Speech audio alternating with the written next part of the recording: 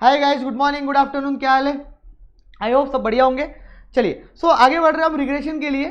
ठीक है, तो रिग्रेशन में हम लोगों ने लास्ट क्लास में तक बात कर ली थी। कहाँ तक? हाँ पे प्रॉपर्टीज हमारी ऑलमोस्ट हो गई थी, बट एक दो प्रॉपर्टीज बची थी और कुछ चीज़ें उसके अंदर डिस्कस करनी बची हुई थी। और कुछ एमसीक्यूज भी मैं उसके और करवाऊंगा आप लोगों को, क्योंकि उसके एमसीक्यूज बाद में करने में आप लोगों को क्या जाएंगे, नहीं तो दिक्कत जाएंगी। तो मैं करवा ही देता हूँ डायरेक्टली, तो ज़्यादा अच्छा है। ठीक है सर, खत्म हो जाएगा क्या आज? हाँ हो जाएगा सर, आपने कल भी बोले थे। तो थोड़ा सा मैं सोचा कि और पढ़ा लेता हूँ, एमसीक्यू ज़्यादा ले लेता हूँ, इसलिए आज की क्लास भी ले लेंगे हम। अगर हो गया तो जल्दी खत्म कर देंगे आज। ठीक है ना, नया चैप्टर स्टार्ट नहीं करेंगे एकदम से, क्योंकि रिग्रेशन आज ही खत्म करेंगे पहले, फिर नेक्स्ट क्लास से न्यू चैप्टर पे हम क्या करेंगे, स्टार्ट करेंगे। चलिए भाई बात करते हैं आगे। सब आगे बढ़ने के लिए हमारा पॉइंट क्या है अब नेक्स्ट वाला? हमारे पास जो आखिरी प्रॉपर्टी बची हुई थी, अगर आपको याद होगा तो मैं प्रॉपर्टीज पे वापस आ रहा हूँ। तो आपको याद होगा तो मैंने एक प्रॉपर्टी बोली थी कि मैं नेक्स्ट बार बाद में पढ़ाऊंगा। नेटिव आपको यहाँ पे एक चीज दिख रही होगी, एस्टिमेशन ऑफ वैल्यू तक तो हमने पढ़ लिए थे कि R is not equal to zero. अगर आर जीरो से इक्वल नहीं है, ठीक है, मतलब कोई रिलेशन ही नहीं है। और जब कोई रिलेशन ही नहीं है, ठीक है, तो फिर आप, सॉरी मैं मिस्टेक, अगर आर जीरो है तो कोई रिलेशन ही नहीं है, और अगर आर जीरो है तो कोई रिलेशन ही नहीं है, तो दैट मीन्स आप उसकी मदद से क्या नहीं निकाल सकते, एक्स या वाई को प्रिडिक्ट नहीं कर सकते, है ना। एक्स और वाई को प्रिडिक्ट करने के लिए आर का जीरो होना, आर का नहीं जीरो होना जरूरी है। मतलब आर जीरो नहीं हो सकता, तभी आप एक्स और वाई को क्या कर सकते हो, प्रिडिक्ट कर सकते हो। एक्स और वाई को आप क्या कर सकते हो, प्रिडिक्ट कर सकते हो। क्लियर? वो तो खैर हमने डिस्कस कर लिए थे नेक्स्ट क्लास में। अब मैं एक इंपॉर्टेंट सी प्रॉपर्टी है, ध्यान से सुनेंगे, इंडिपेंडेंट और स्केल और ओरिजिन की क्या बोलता है देखते हैं। वहां पे अगर आपको याद होगा कोरिलेशन में, तो वहां पे तो वो बोलता था कि ओरिजिन और स्केल किसी से फर्क नहीं पड़ता कोरिलेशन को। बट यहाँ पे ये बोलता है कि regression coefficients are independent of origin, मतलब इनको प्लस और माइनस से कोई फर्क नहीं पड़ता, लेकिन but they are not of scale, मतलब स्केल से इनको फर्क पड़ता है। बट ये इंडिपेंडेंट ऑफ ओरिजिन है, बट स्केल नहीं है। सर ओरिजिन और स्केल मतलब सर प्लस और माइनस, ओरिजिन स्केल मतलब मल्टीप्लाई और डिवाइड। तो इंडिपेंडेंट ऑफ ओरिजिन क्या है, रिग्रेशन कोएफिशिएंट है। चाहे आप बी वाई एक्स की बात कर लो, बी एक्स वाई की बात कर लो, बी वाई एक्स की बात कर लो, या बी एक्स वाई की बात कर लो, दोनों एक ही बात है। तो ये दोनों क्या है, इंडिपेंडेंट ऑफ ओरिजिन है, मतलब प्लस और माइनस से इसको कोई भी फर्क नहीं पड़ता। हाँ बट स्केल से इसको क्या पड़ता है, मल्टीप्लाई और डिवाइड से स्केल से इसको क्या पड़ता है, फर्क पड़ता है। तो अब इस केसेस में किस तरीके से सॉल्व करेंगे सर, हमको एक बार बता दो। थोड़ा सा इसमें तरीका अलग है, क्योंकि यहाँ पे दो कोएफिशिएंट्स है, इसीलिए तरीका अलग हो जाता है। दो coefficient as in B x Y अलग है, बी वाई एक्स अलग है, इसीलिए यहाँ पे थोड़ा तरीका क्या हो जाता है, अलग हो जाता है। तो मेरी रिक्वेस्ट है, प्लीज ध्यान देंगे आप लोग, ठीक है। चलिए तो आगे बढ़ते हैं। Thus there is a change in, ध्यान देंगे, तो independent of origin but not of scale, the regression coefficients are independent of origin but not of scale. thus if there is a change of origin in of x, sorry, if there is a change of origin of a in x and c in y and change of scale of b in x and d in y, sir क्या है, कुछ भी समझा नहीं sir, समझेगा ही नहीं ना, समझाया थोड़ी ना मैंने। देखो थोड़ा सा मैं इसको ले लेता हूँ, इसको यहाँ से इसको लेके आगे चलते फिर अपन, तो आपको क्लैरिटी बहुत ज़्यादा मिलने वाली है। नहीं तो क्या होगा ना, फिर समझेगा नहीं, धीरे धीरे समझेंगे इस प्रॉपर्टी को। है बहुत इजी, खत्म होने का लगेगा सर कहाँ इतना टाइम पास कर रहा था, इतनी ईजी प्रॉपर्टी है। हाँ है इजी, लेकिन थोड़ा सा समझने में, एक बार अच्छे से समझ लो तो ज़्यादा अच्छा। चलिए इसको मैं इधर,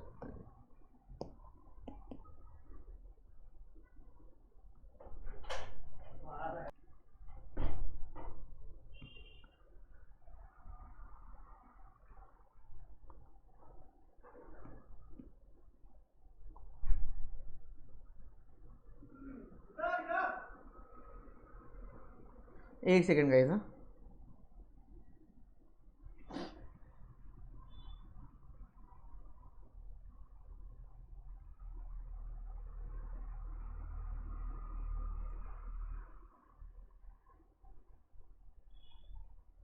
ये देखो दिख रहा क्या बड़ा,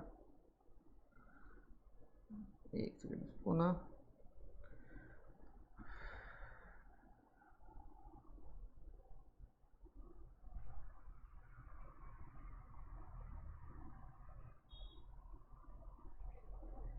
ना दो। तो अब यहाँ पे ये क्या बोल रहा है, ये बोलता है कि regression coefficients are independent of origin but not of scale. Thus if there is a change of origin, thus there change of origin of A, मतलब ओरिजिन को इसने नाम क्या दे दिया, ओरिजिन को इसने नाम दे दिया ए, और change of origin of A in X और ओरिजिन सी इन वाई। मतलब दो इक्वेशंस बनेंगी हमारी, क्योंकि B x Y B Y X दोनों चीजें यहाँ पे है, तो बट ऑब्वियस सी बात है कि एक इक्वेशन नहीं हो सकती, एक्स ऑन वाई भी हो सकती है, वाई ऑन एक्स भी हो सकती है, दोनों इक्वेशंस होंगी। तो बोले जो एक्स के अंदर चेंज आ रहा है, मैं उसको मान रहा हूं कि उसमें जो ओरिजिन का चेंज आया एक्स के अंदर वो ए का आया, मतलब उसके अंदर कोई ए कांस्टेंट नंबर क्या है, ए क्या हुआ, ऐड या लेस हुआ, किसके अंदर, एक्स के अंदर। और मैं मान रहा हूं कि वाई के अंदर सी कोई भी जो नंबर है, ठीक है ना, सी कांस्टेंट नंबर क्या हुआ है, ऐड या लेस हुआ है, ठीक है ना। तो origin of A in X and C in Y इस तरीके से हुआ है। And change of scale of B in X and, और स्केल को इसने क्या नाम दिया, स्केल बी काय में है बोले इन एक्स, मैं इक्वेशन लिख के दिखाऊंगा तो और क्लैरिटी आएंगी, and scale D in Y. अब मतलब क्या हो गया, सपोज मेरे पास दो इक्वेशंस है, ठीक है ना, एक इक्वेशन को मैं बोल देता हूं u is equals to A plus B X, और दूसरी इक्वेशन को मैं बोल देता हूं v is equals to C plus D Y, v is equals to C plus D Y. तो बेसिकली मैंने क्या कर दिया, यहाँ पे दो इक्वेशंस बना दिया है। तो यहाँ पे अगर आप ध्यान से देखोगे तो मेरा जो ओरिजिन है वो है a वाला, ठीक है ना, तो मेरे x के अंदर क्या हो रहा है, b मल्टीप्लाई हो रहा है, और a क्या हो रहा है, ऐड या लेस हो रहा है। यहाँ पे मेरे y के अंदर d मल्टीप्लाई हो रहा है और c क्या हो रहा है, ऐड या लेस हो रहा है, ठीक है। तो बेसिकली यहाँ पे मेरी ओरिजिन और स्केल को इसने क्या कर दिया, बता दिया, मेरे जो ओरिजिन और स्केल है उसको इसने क्या कर दिया, यहाँ पे शो कर दिया। क्लियर। तो अब आपको इसने यहाँ पे क्या बोला, हम क्या कर रहे हैं, बोले x के अंदर a ऐड कर रहे हैं, ठीक है ना, और x के अंदर ही b मल्टीप्लाई कर रहे हैं, y के अंदर c हम क्या कर रहे हैं, ऐड कर रहे हैं, और d हम क्या कर रहे हैं, मल्टीप्लाई कर रहे हैं। तो इस तरीके से हमारी इक्वेशंस क्या हो गई, यहाँ पे फॉर्म हो गई, इस तरीके से हमारी इक्वेशन क्या हो गई, बन गई। तो इसीलिए हमारी जो इक्वेशन थी उसको हमने काय के फॉर्म में कन्वर्ट कर दिया। फॉर एग्जांपल हमको इसको u के फॉर्म में क्या कर दिया, या v के फॉर्म में क्या कर दिया, कन्वर्ट कर दिया। तो जो भी हमारी इक्वेशन है उसको हमने u और v के फॉर्म में क्या कर दिया, कन्वर्ट कर दिया। तो u is equal to a plus B X और v is equal to C plus D Y. इस तरीके से मैंने क्या कर दिया, एक इक्वेशन फॉर्म कर दी, ठीक है। तो x वाली इक्वेशन को मैंने u के फॉर्म में कन्वर्ट कर दिया और y वाली इक्वेशन को मैंने v के फॉर्म में क्या कर दिया, कन्वर्ट कर दिया। हमको सिर्फ यहाँ पे ये पहचानना है कि हमारा a कौन सा है, b कौन सा है, d कौन सा है और c कौन सा है, और इसकी हेल्प से हम byx और bxy इजीली क्या कर लेंगे, निकाल लेंगे। मतलब क्या हुआ, मतलब ये हुआ ये बोल रहा है कि हम x को u बनाएंगे और y को क्या बना रहे हैं, v बना रहे हैं। दैट इज बेसिकली हम क्या कर रहे हैं, जो हमारा bxy है उसको हम कन्वर्ट कर देंगे buv में, और byx जो है उसको हम कन्वर्ट कर देंगे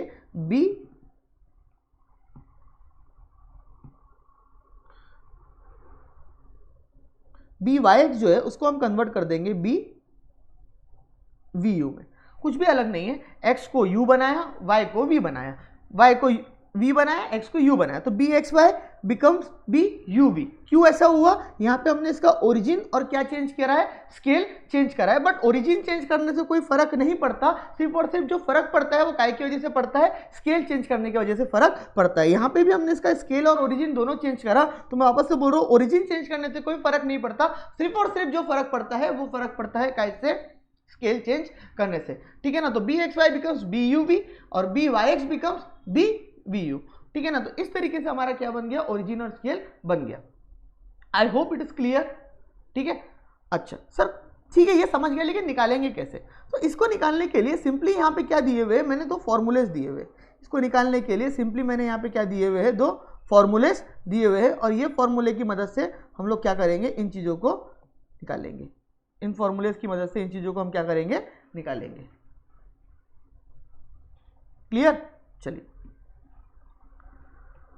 अब आपको क्वेश्चन में क्या कर रख के दिया होगा, हर बार आपको एक इक्वेशंस दी होंगी, ठीक है ना, और वो इक्वेशन के अंदर आपको buv bxy क्या करा होगा, दिया होगा, ठीक है ना। आपको क्वेश्चन में एक इक्वेशन दी हुई होगी और वो इक्वेशन से आपको बोलेगा कि आपका जो bxy है वो bxy क्या बन गया है, buv बन गया है। तो आप कैलकुलेट करो, bxy दिया हुआ होगा, buv निकालने को बोल देगा, byx दिया होगा और bvu आपको क्या कर देगा, निकालने बोल देगा। तो सर किस तरीके से कैलकुलेट करेंगे, आपको एक चीज यहाँ पे क्लियर होगी कि a और c जो है वो ओरिजिन की बात कर रहे हैं, जो भी इक्वेशन में a और c है हमारे वो काय की बात कर रहे हैं, ओरिजिन की बात कर रहे हैं। मतलब अगर ए या सी की अगर मैं बात करूं तो उससे ओरिजिन चेंज हो रहा है, और बी और डी की अगर मैं बात करूं तो उससे क्या चेंज हो रहा है, स्केल चेंज हो रहा है। तो हमारी जो इक्वेशन है उसमें फर्क कैसे पड़ता है, स्केल से पड़ता है कि ओरिजिन से पड़ता है? सर बट ऑब्वियस सी बात है, अभी तो आपने बताया कि वहां पे स्केल से फर्क पड़ता है, ओरिजिन से फर्क नहीं पड़ता। कैसे फर्क पड़ता है? स्केल से फर्क पड़ता है, ओरिजिन से फर्क नहीं पड़ता। बेटा पानी की बोतल बस कर। तो स्केल से फर्क पड़ता है, कैसे फर्क नहीं पड़ता, ओरिजिन से फर्क नहीं पड़ता। तो मेरे को ए और सी का क्या लेना देना, फिर मेरे लिए ए और सी का कोई मतलब ही नहीं है, ठीक है ना। तो ए और सी मेरा कोई लेना देना ही नहीं, ए और सी का, क्योंकि मेरे स्केल से फर्क पड़ता है, ओरिजिन से फर्क पड़ता ही नहीं। तो मैं यहाँ पे क्या करूंगा, सिंपली जो मेरा बी एक्स वाई है, बी वाई एक्स रहेगा, उसके अंदर जो भी ओरिजिन है दैट इज बी और डी, उसको ये फॉर्मूले में डाल दूंगा। ये फॉर्मूला आपको याद रखना पड़ेगा। और यहाँ पे मैं क्या कर दूंगा, बी एक्स वाई के अंदर मैं बी अपॉन डी कर दूंगा, X Y B D, X पहले आता वाई बाद में आता, बी पहले आता डी बाद में आता। इस तरीके से याद रख सकते हैं, B upon D into X Y, B V U is equal to D upon B into B Y X. इस तरीके से आप क्या कर सकते हो, कैलकुलेट कर सकते हो, ठीक है। चलिए अब आगे कैलकुलेट करते हैं, चलिए ठीक है। समझ में आई बात? आइए, एक क्वेश्चन जब तक इसका करोगे नहीं ना तब तो क्लैरिटी आएगी नहीं। तो सीधा मैं मॉड्यूल पे आ जाता हूँ इसका क्वेश्चन कराने के लिए, तो आपको क्लैरिटी बहुत ज़्यादा आ जाएगी, नहीं तो फिर आपको क्लैरिटी नहीं आएगी। हमने ये दोनों क्वेश्चंस कर लिए, तीनों क्वेश्चंस कर लिए थे कल। ये क्वेश्चन साइमल्टेनियस इक्वेशन से सॉल्व होगा बेटा, नहीं भी करोगे तो चलेगा, क्योंकि साइमल्टेनियस इक्वेशंस वाले क्वेश्चन पेपर में नहीं पूछेंगे, ठीक है। तो वो नहीं भी करोगे तो चलेगा। अब हम क्वेश्चन नंबर 20 ट्राई करते हैं, जो फुल्ली इससे रिलेटेड है, आपको समझ में आ जाएगा कि क्या हुआ है। तो एक चीज़ तो आपको समझ में आ गई कि यहाँ पे भी अगेन दो कोएफिशिएंट्स है, बी वाई एक्स और बी एक्स वाई, तो इसके लिए दो इक्वेशंस होंगी।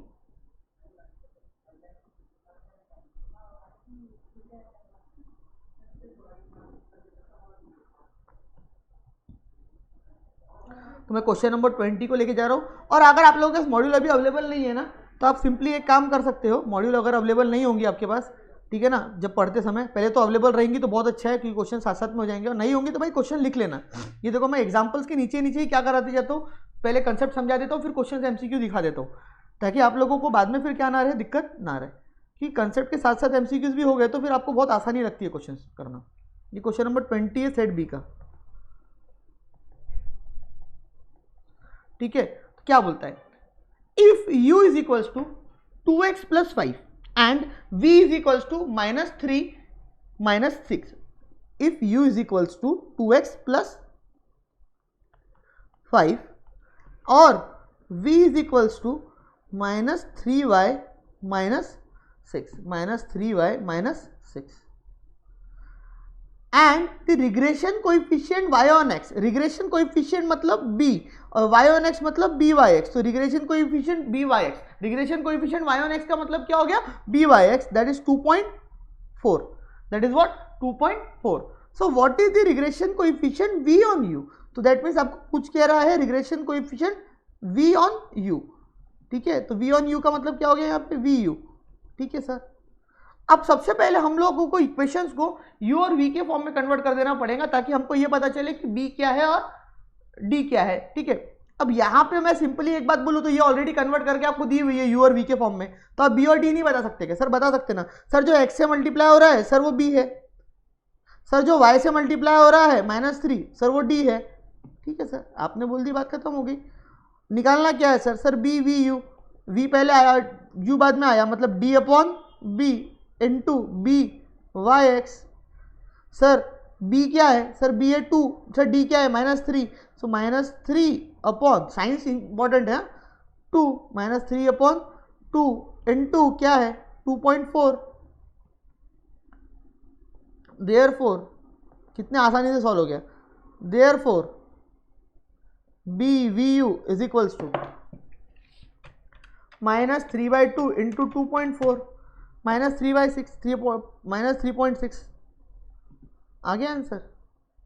मतलब हार्डली आपको सेकेंड्स लगेंगे अगर आपने 4-5 क्वेश्चन में प्रैक्टिस कर लिए तो, अच्छे से खुद से करके लिख के आ गया आंसर। सिंपल मैंने क्या किया, सबसे पहले वहाँ पे मैं अगर बताऊँ आपको, मैंने क्या करा, u और v के फॉर्म में इक्वेशन कन्वर्ट करना था, बट वो ऑलरेडी मेरे को कन्वर्ट करके दी थी। जब मेरे को ऑलरेडी वो कन्वर्ट करके दी थी तो मेरे को कोई दिक्कत ही नहीं थी, वो ऑलरेडी मेरे को कन्वर्ट करके दी थी। तो मैंने उसमें से सिंपली क्या करा, पहले d क्या है और b क्या है, क्योंकि a और c से मेरे को कोई लेना देना नहीं है ना। सर ये उल्टा लिखा है सर, पहले वाला a बाजू वाला b, ऐसा रहता है ना सर। अबे गधो, जो मल्टीप्लाई हो रहा है x से वो b हो गया, और जो मल्टीप्लाई हो रहा है y से वो हो गया d। तो पहले लिखा या बाद में उसका कोई मतलब नहीं है, समझ में आई बात? अच्छा ऐसा है क्या सर? हाँ, तो b और t सर मैंने यहां से पहचान लिया, और फिर मैंने बोला कि कौन सा निकालने वाला है, uv निकालना है कि vu निकालना है? सर vu निकालना है, v पहले बाद में u, ठीक है सर। उल्टा b बाद में d पहले, तो d पहले बाद में b। इस तरीके से मैंने वहां पे फॉर्मूले में फीड कर दिया और आगे बात करा। एक सेकंड,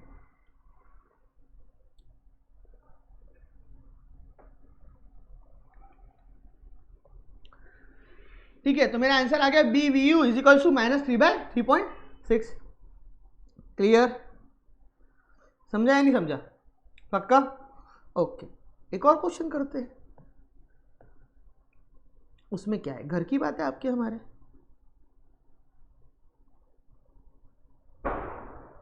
आंसर चेक करो तो क्या आंसर था 20th का भाई? क्या है, कोई भी इसमें गलती ना हो जाए अपने से, क्या बोलते हैं उसको, कैलकुलेशन में। फालतू बाद में बड़ा आप बोलोगे सर गलत है। बी आंसर बोल रही है भाई, देखो बरा बी क्या है।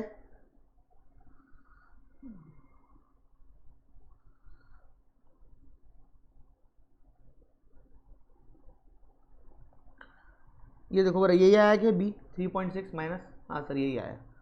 ओके चलिए, सो आगे बढ़ते हैं, नेक्स्ट क्वेश्चन। चलो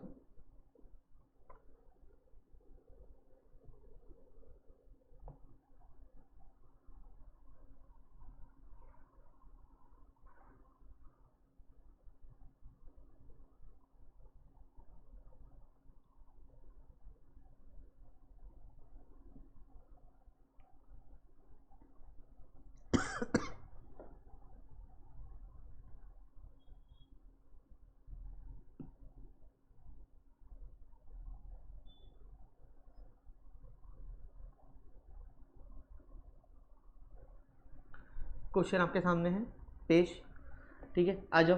देखो क्या बोलता है, if 4y minus 5x, if 4y minus 5x is the regression line y on x। मतलब आपको खुद लिख के दे रहा है कि भाई ये जो रिग्रेशन लाइन है ये क्या है, y ऑन x की रिग्रेशन लाइन है। ठीक है भाई, अच्छी बात है। And the coefficient correlation between x and y is 0.75। यानी ये क्वेश्चन थोड़ा दूसरा वाला है, यानी r दिया हुआ है 0.75, r जो दिया है वो आपको क्या दिया है 0.75, ठीक है ना। और आपको y ऑन x दिया हुआ है, regression line y on x आपको दी हुई है कुछ 4y minus 5x is equals to 15। Basically मैं इसको ऐसा बोल दूंगा, y is equals to 15 plus 5x, इधर जाके 5 प्लस हो जाएगा अपॉन 4। तो मेरी ये y ऑन x लाइन इस तरीके से मैंने पहले y ऑन x के फॉर्म में कन्वर्ट कर दिया। मालूम नहीं मेरे को काम आएंगे या नहीं आएंगे, वो तो देखते हैं आगे। What is the value of regression coefficient x on y? हे राम, आपको कुछ और पूछ लिया इसने। आपको पूछता है कि क्या वैल्यू है regression coefficient y x on y की। Regression coefficient x on y आपको क्या करना है, निकाल के देना है। मतलब आपको bxy निकाल के देना है। सर हम bxy कैसे निकालेंगे सर, ये y ऑन x की लाइन दे रहा है और bxy पूछ रहा है सर। ठीक है भाई, क्या हम इस लाइन से bxy तो नहीं लेकिन byx निकाल सकते हैं क्या? हाँ सर, 5/4 इज योर, जो x से मल्टीप्लाई हो रहा है सर वही byx है ना, तो 5/4 इज नथिंग बट सर आपका byx। ठीक है सर, आपको r दे रखा है क्या, तो ये फॉर्मूला काम नहीं आएगा क्या, r is equals to byx multiplied by bxy। r आपको दे रखा है 0.75, तो इसको ऐसा भी बोलूं तो कोई दिक्कत है कि R square is equals to byx into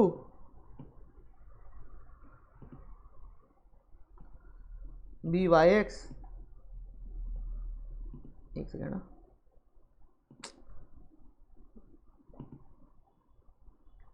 byx into bxy। ऐसा बोलूं तो कोई दिक्कत है क्या? अरे यार ये बंद हो गया, सारी। देखो मैंने सबसे पहले क्या करा, y के फॉर्म, y ऑन x के फॉर्म में कन्वर्ट कर दिया, उससे मेरे को क्या मिल गया byx। अब मेरे दिमाग में आया कि मेरे पास बी वाई एक्स है, मेरे पास आर है, तो मैं ये फॉर्मूला यूज करूँ तो कोई दिक्कत है क्या? R is equals to B Y X into B x Y, कोई दिक्कत नहीं है सर। सर ये रूट को उठा के इधर डाल दूँ तो कोई दिक्कत है क्या सर? नहीं सर, कोई दिक्कत नहीं है। जब कोई दिक्कत ही नहीं है तो फिर पुट करो फॉर्मूले में, 0.75 का square is equals to B Y X कितना है आपका 5/4 इंटू 5/4 को मैं पॉइंट में ले आता हूँ, 5/4 इज इक्वल्स टू 1.25 चलेगा sir, into B x Y. इसको सिंप्लीफाइड कर दूँ, 0.75 का स्क्वायर आ गया 0.5625, समझने में आसानी होगी। 5/4 हो गया 1.25 into B x Y. Therefore ऐसा बोल सकते हैं कि इसको इधर डाल दो तो ये हो गया b x y is equals to 0.5625 upon 1.25, तो 0.5625 अपॉन 1.25 0.45 आ गया क्या? Therefore b x y is equals to 0.45, तो बी एक्स वाई मेरा आ गया 0.45। देखो मेरा ऑप्शन है क्या? यस सर, ए ऑप्शन है, तो option A is correct. Check कर लो बराबर है कि नहीं। समझा नहीं समझा? तो सिंपली ये प्रॉपर्टीज का खेल है पूरा। तुमने प्रॉपर्टीज अगर मेरे से समझ ले ढंग से ना, तो तुम कोई भी गंदे से गंदा क्वेश्चन इसका सॉल्व कर सकते हो इजीएस्ट तरीके से। ठीक है, I hope now it is clear. देख लो भाई, चेक कर लो बराबर है कि नहीं।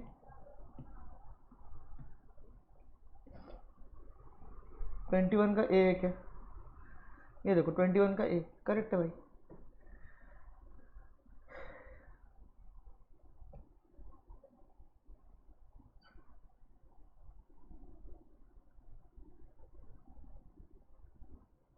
In the regression line y on x, in the regression line, इसको भी ले लेते, उठा लेते, चलो उठाओ इसको भी, उठ जा रहे भाई फटाफट फटाफट।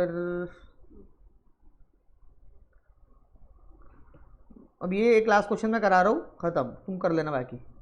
अरे एक दो क्वेश्चन इसमें नहीं भी जमेंगे तो इग्नोर कर देना, क्योंकि वो शायद में प्रिंटिंग इश्यूज भी एक दो में, बाकी जम जाएंगे। आ जाओ।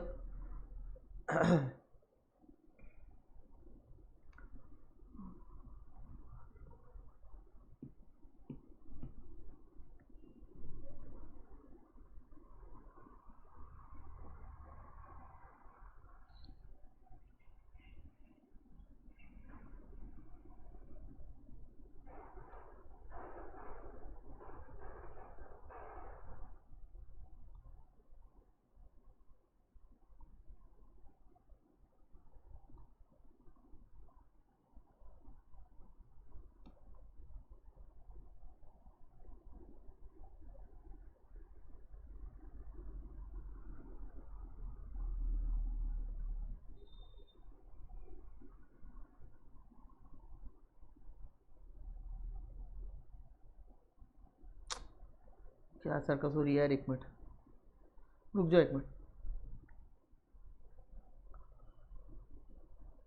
हाँ देखो, if the regression lines y on x are given by y is equals to 2x plus 3 and 8x is equals to minus y plus 3, ठीक है,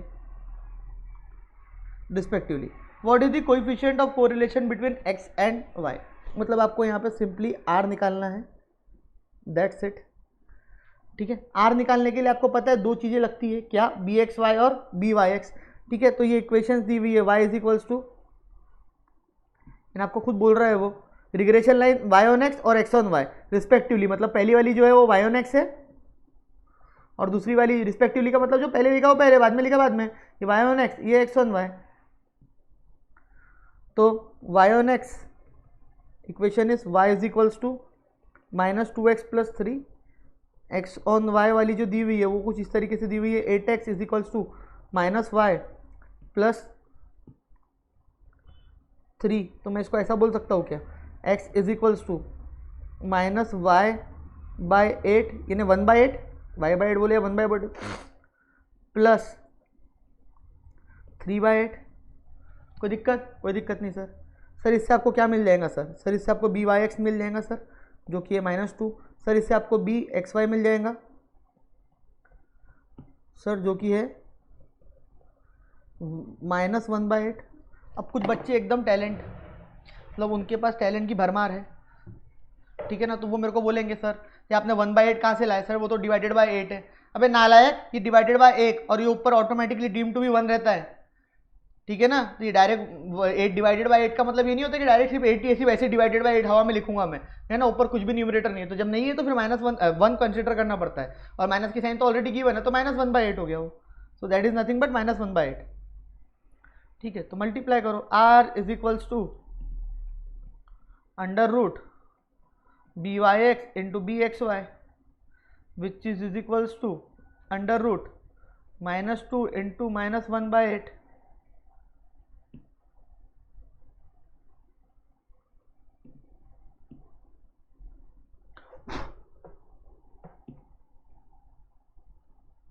Therefore r is equals to -2 into 1/8 to 0.5 आता है सब करने के बाद, देख लेना सही है क्या 0.5? A is the correct answer, check कर लो बराबर है कि नहीं, 22 का आंसर बराबर है कि नहीं। ओहो ओ सी है, ए भाई गलती होगी, रुको रुको रुको रुको, 22 में गलती, मेरे भाई से गलती होगी, देखने तो क्या गलती हुई है, माइनस बोल रहा है 0.5, माइनस कैसे दिएगा बे, नशे करके बैठा है, हाँ माइनस ऑटोमेटिकली आएगा, बराबर है। अब देखो माइनस माइनस रूट में तो प्लस हो गया, लेकिन माइनस इसीलिए आएगा, थोड़ा समझ लो, सुन लो, अच्छी बात बताया सर, क्वेश्चन सॉल्व करने का तो माइनस नहीं आ रहा है, नहीं माइनस आना चाहिए, क्योंकि आपने एक चीज याद होगी, तो अपनी प्रॉपर्टी पड़ी थी ऑटोमेटिकली कि अगर एक माइनस है bxy तो तीनों के तीनों क्या रहेंगे, माइनस रहेंगे, या तो तीनों के तीनों क्या रहेंगे, प्लस रहेंगे। तो अब ये क्वेश्चन में भले ही आप सॉल्व कर रहे हो और सॉल्व करने के बाद आपका आंसर क्या आ रहा है, प्लस में आ रहा है, लेकिन आपको उसको डीम टू भी क्या मानना पड़ेगा, माइनस मानना पड़ेगा, तो इसलिए C is the correct answer. Yes yes, I am sorry, तुम्हारे भाई से गलती होगी, मैं बताना भूल गया, मैंने ऐसे बताया था आपको, bxy byx जो है, ठीक है ना, वो दोनों अगर आप निकाल लेते हो और वो अगर दोनों माइनस है तो r भी माइनस होगा, r माइनस है तो वो भी माइनस होंगे, r प्लस है तो वो भी प्लस होंगे, वो प्लस है तो r भी प्लस होगा। तो इसी तरीके से इसी प्रॉपर्टी को लगाते हुए ये भले ही माइनस माइनस आया तो ये भी ऑटोमेटिकली क्या आना चाहिए, माइनस आएगा, भले ही ये फॉर्मूले में सॉल्व करने के बाद आपका आंसर जो आ रहा है, क्योंकि मल्टीप्लाई में माइनस माइनस प्लस हो जाएगा, वो भले ही आपका 0.5 आ रहा है, प्लस आ रहा है, लेकिन आपको उसको माइनस लगा ही देना पड़ेगा, क्योंकि कोई ऑप्शन नहीं है, क्योंकि वो डीम टू बी माइनस ही होना चाहिए। क्लियर? चलिए, अब मेरे हिसाब से मैंने रिग्रेशन की सारे एमसीक्यूज और प्रॉपर्टीज आप लोगों को समझा दिया। अब जो उसके अलावा आप लोगों को कुछ थ्योरी दिख रही होंगी तो मैं उसके ऊपर थोड़ा सा तवज्जो देना पसंद करूंगा, क्योंकि नहीं तो वो अगर ऐसा डायरेक्टली बोल दूंगा नहीं कर लेना कुछ नहीं हो तो बच्चे बोलेंगे छोड़ दिया। तो मैं सोचता हूँ कि ऐसा कुछ करना से पहले सीधा सीधा उसी के ऊपर बच्चों के साथ बात कर ली जाए। ठीक है, चलिए अब हम स्कैटर डायग्राम की अगर बात करें तो रिग्रेशन स्कैटर डायग्राम से भी फाइंड करा जा सकता है, बट वो थोड़ा सा दिक्कत वाली काम है। तो बेसिकली आप सिर्फ इतना यहाँ पे समझो, it is the simplest method of studying two variables, the various pairs values of concerned variables are plotted on the graph paper and dependent on variables of y axis and independent of x axis, y dependent के ऊपर y के ऊपर dependent रहेगा, x के ऊपर independent रहेगा। This points gives a picture of scatter diagram with several points scattered around. जब आप इसको फिक्स करोगे सारी चीजों को, सारे पॉइंट्स को यहाँ पे, तो वो एक आपको क्या देगा, स्कैटर डायग्राम का पिक्चर देगा। Thus the points are not on straight line, a regression line may be drawn carefully as the line of best fit, leaving the equal number of points both the side in a manner that the sum of distance is least। वो बोल रहा है कि आपको इस तरीके से करना है, ठीक है ना, इस तरीके से आपको करना है आजू बाजू उसके, कि इन लोगों का जो डिस्टेंस है उसका जो स्क्वायर है, ठीक है ना, वो क्या है, कम से कम है। बट इतना पेपर में कैसे पूछेगा वो, क्योंकि एमसीक्यू है। तो आपको सिर्फ ये याद रखना है, लाइन ऑफ बेस्ट फिट जो है वो यूज होती है कहाँ पे, रिग्रेशन लाइन में, बाकी इसमें कोई का मतलब नहीं है। अच्छा, यहाँ पे एक चीज़ और सुन लो कि ये जो मेथड है ये एक मेथड है, आप नॉर्मल इक्वेशन के फॉर्म से भी सॉल्व कर सकते हो, और जो मैंने आपको तरीके ये सिखाए तो ये मेरे तरीके मैंने अलग से सिखाए, क्योंकि अगर आप यहाँ देखोगे चाहे मेरी बुक हो या कहीं पे भी हो, तो इसमें थोड़ा सा साइंस वालों के तरीके हैं जो मैं नहीं सोचूंगा कि आपके काम के, इसलिए मैंने मैं पर्सनली भी पसंद करता हूँ कि जो मॉड्यूल में तरीका दिया, जो हमने पढ़े वो तरीका मॉड्यूल में दिया हुआ है, आप वेरीफाई कर सकते हैं। तो वही तरीके को हम क्या करें, यूज़ करें, क्योंकि पेपर में यार साइमल्टेनियस इक्वेशन सॉल्व करना, दो इक्वेशन को बना के फिर उसमें साइमल्टेनियस इक्वेशन लगा के फिर ए निकालना, ठीक है ना, जैसे हम लोग अभी अज्यूम करके y बार और x बार करके कर लेते हैं, क्योंकि मॉड्यूल ने उस तरीके से किया हुआ है। बट अगर आपको साइमल्टेनियस इक्वेशन लगा के वो करना है तो पेपर में वो पुराएगा नहीं करना। सो मैं ये मानता हूँ कि जो मॉड्यूल ने बोला है वही हमको क्या करना चाहिए, मानना चाहिए, और वो भी करेक्ट मेथड है, तो ये करने की कोई ज़रूरत नहीं है, क्योंकि यहाँ पे वही आपको सिखाया गया जो मैंने आपको अभी तक पढ़ाया है, बस आपको यहाँ पे इक्वेशन के फॉर्म में बताया गया साइमल्टेनियस, तो वो नहीं करना। उसके अलावा जो हमने प्रॉपर्टीज थी वो पढ़ ली है। Regression lines are called as line of best fit, ठीक है ना, वो हम बोल सकते हैं बस, ठीक है। तो ये प्रॉपर्टीज सारी हमारी क्या हो गई, कंप्लीट हो गई। हाँ, नॉट रिवर्सिबल प्रॉपर्टी का मतलब होता है कि two regression lines are not reversible as they are derived from different base assumptions, ठीक है ना। तो b Y x is equal to b x y implies that standard deviation x, मतलब ऐसा नहीं बोल सकते कि आप एक्स वन वाई को वाई वन एक्स लाइन बोल दोगे, वाई वन एक्स लाइन को एक्स वन वाई बोल दोगे, बी एक्स वाई को बी वाई एक्स बोल दोगे, बी एक्स वाई को बी वाई एक्स वाई बोल दोगे, ऐसा नहीं हो सकता। जो जो है वो ही रहेगा। आप ये नहीं बोल सकते कि एक्स वन वाई लाइन को वाई वन एक्स बोल दो, वाई वन एक्स को एक्स वन वाई बोल दो, तो कोई फर्क नहीं पड़ेगा, नहीं, बहुत फर्क पड़ेगा। हमने उसके ऊपर क्वेश्चन भी करके देख लिए हैं, ठीक है। सो यहाँ पे आपका रिग्रेशन के एमसीक्यूज के साथ मैंने रिग्रेशन सारा कंप्लीट करा दिया। मेरी रिक्वेस्ट रहेंगी कि जैसे मैं हमेशा बोलता हूँ कि ये आप सॉल्व कर लेना, तो ही आपको बहुत मज़ा आएगा। और शॉर्ट फॉर्म में तो दिए है, मॉड्यूल के पार्ट बी और पार्ट ए एमसीक्यूज आप पूरे सॉल्व कर सकते हैं। यहाँ पे हमारा रिग्रेशन भी क्या होता है, खत्म होता है, ठीक है ना। नेक्स्ट क्लास में next chapter, till then thank you so much guys, bye bye, मिलते हैं नेक्स्ट क्लास में। अच्छा लगा तो लाइक शेयर कमेंट कर देना।